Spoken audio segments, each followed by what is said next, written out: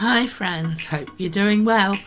This is Granny's GodPod number 92, the End Time Visions of Daniel. Having looked at what the early Christians had to say about the Revelation, I wanted to find out what the Old Testament said. And for this I chose the prophetic timeline in the book of Daniel. First of all, Jesus calls Daniel a prophet in Matthew 24:15. He writes in two languages, Aramaic and Hebrew.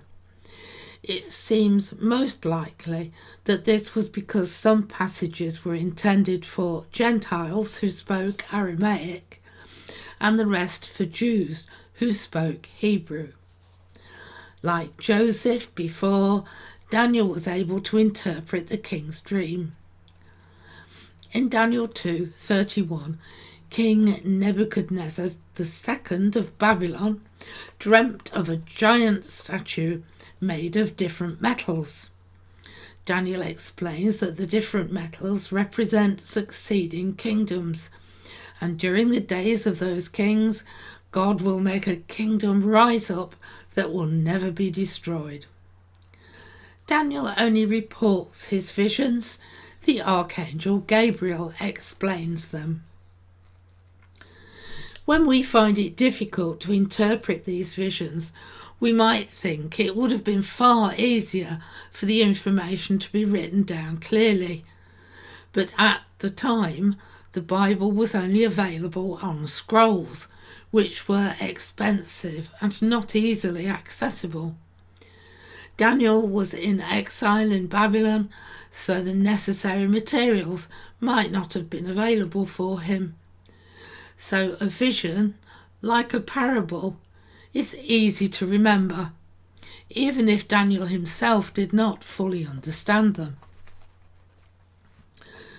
The next vision came to Daniel, not the king.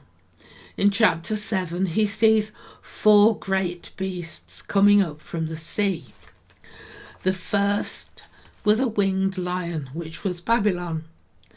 The second was a lopsided bear that represented the uneven coalition of the Medo-Persian Empire. Then he saw a leopard with 4 heads that came from the west and conquered the east, that was Greece. The last was a dreadful and terrible beast with 10 horns. This dream has the same subject matter. It speaks of kingdoms that are to come.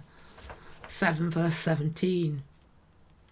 2 years later, Daniel has another vision focused on 2 of these empires, the Medo-Persian and the Grecian empires, personified by a ram and a goat.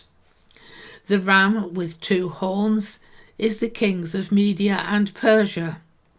8 verse 20, and the goat with the large horn between his eyes is the first king of Greece. This was Alexander the Great. The large horn is broken and replaced by 4 horns. After Alexander's death, his kingdom was divided among his 4 generals, Cassander, Lysimachus, Ptolemy and Seleucus. Israel was sandwiched between the Syrian Empire of the king of the north, Seleucus, and the king of the south, Ptolemy, in Egypt. So while these 2 fought for years, the Jews were in the crossfire. The 4th in the dynastic line of Seleucid kings was Antiochus IV Epiphanes. He was the king in chapter 8:23, who went into Jerusalem, killed 80,000 people, took 40,000 captive, dedicated the temple to Zeus, sacrificed a pig on the bronze altar, ended sacrifices, the Sabbath, circumcision, thus denying the Jews their religion. They called this an abomination of desolation. Antiochus prefigures the Antichrist who comes in the end times of the Revelation. Jeremiah 25 verse 11 said God intended Israel to serve the king of Babylon for 70 years. For 490 years, the Jews had not given the land its Sabbath every 7th year, so they were removed from the land to remedy this. 2 Chronicles 36:21, Leviticus 25 1-7.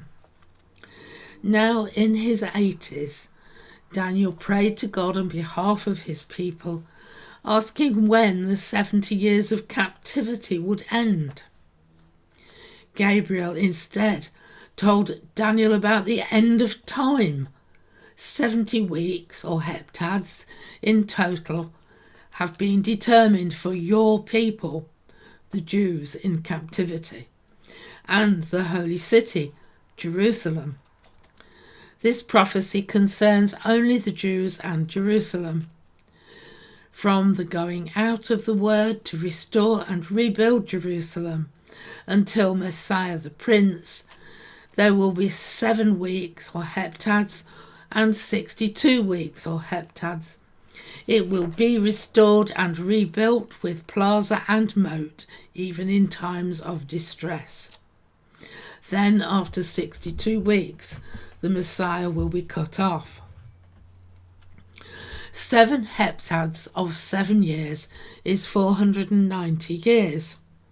49 years to rebuild Jerusalem, and the remaining 62 heptads of years, that's 483 years until Messiah the Prince. That leaves 1 heptad or 7 years remaining for Jacob's troubles or the tribulation.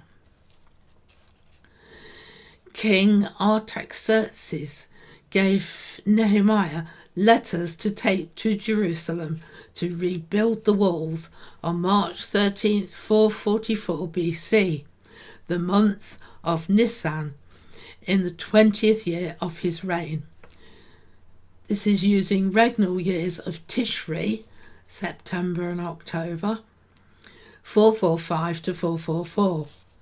Nisan is March to April 444. It was calculated by the maths genius Sir Robert Anderson that the number of days was 173,880 days. So Jesus was cut off on the 3rd of April 33 AD, or Nisan 14. Remembering that the year 0 is not counted, and since the ancients used a lunar year, not a solar year, it was widespread to use a schematic year of 360 days. This prophecy is remarkable then, because Nisan 14 in 33 AD is the day the Jews would sacrifice the lamb for the Passover, and is exactly when the Messiah was cut off or crucified.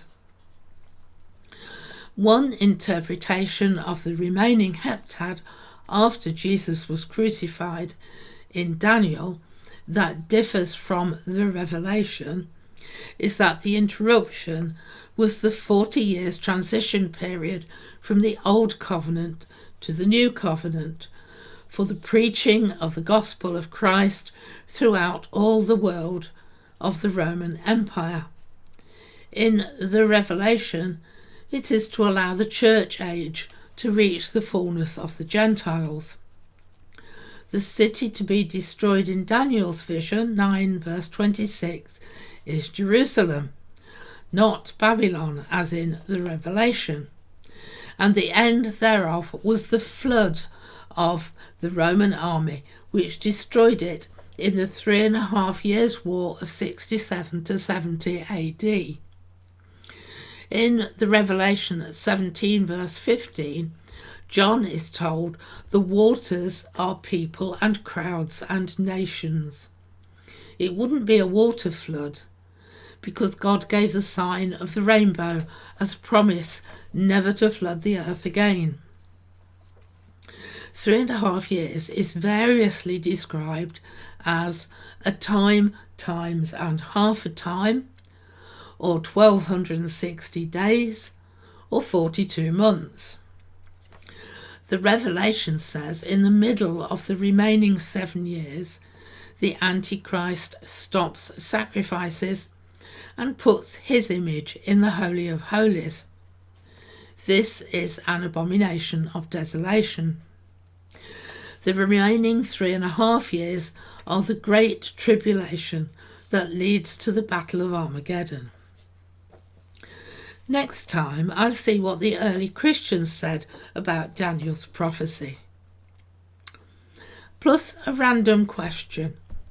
If temple records of lineage were lost in the 70 AD temple destruction, how do Jewish rabbis think they would recognise a Messiah from the line of Judah now if Jesus wasn't it?